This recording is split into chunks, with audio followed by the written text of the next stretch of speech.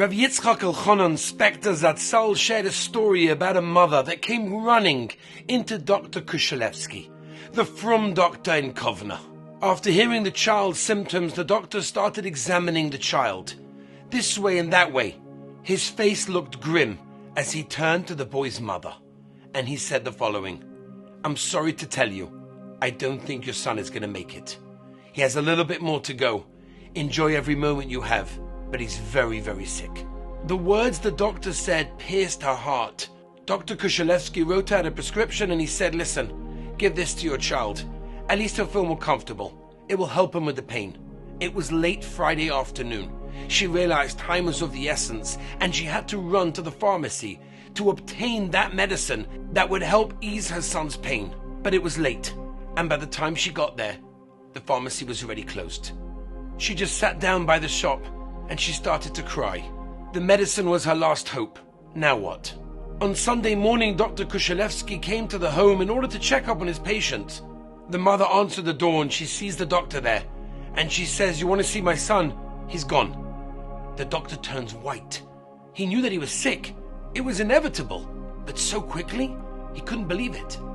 The mother looked at him and she smiled and she says, "I guess you didn't understand what I meant. When I said he's gone, I meant he's gone to school. He's okay." Now the doctor was even more surprised than he was before. This child was on its deathbed 48 hours prior. What happened now? The mother shares the story. She said, "When I came back from the pharmacy, I felt like giving up. Everything that could have gone wrong went wrong. Right before I lit Shabbos candles, I turned to the heavens and I said, Rabbeinu Shalom, you can do anything. You don't need my son to take the medication in order to become better. You can heal him without the medication." I then proceeded, as she recounted, to take the prescription that you gave me, and I ripped it up into tiny shreds. I placed it into a liquid and I gave it to my son to drink. 48 hours later, he was completely better. The parsha this week begins Vayikra el Moshe, and HaKadosh Baruch Hu called out to Moshe Rabbeinu. Rashi immediately contrasts this to how the Rabbeinu Shalom calls out to the Umas HaOlam, to the nations of the world. Vayikar Elohim es Bilam. Vayikar is a lashon of chance. The Rabbeinu Shalom chanced upon Bilam. By Moshe Rabbeinu it was called.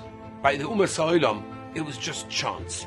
What's the difference between Vayikra in this week's parsha and Vayakar by Bilam? The answer is one letter. Just the letter Aleph. Aleph is Hashem. It's one. When a person realizes that everything's from the Rabbeinu Shalom and he can do anything, he's Zoicha to Vayikra el Moshe.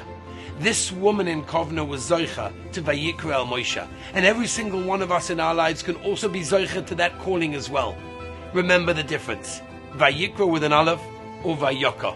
The only difference is the Aleph. That's Hashem in our lives. Have an amazing Shabbos.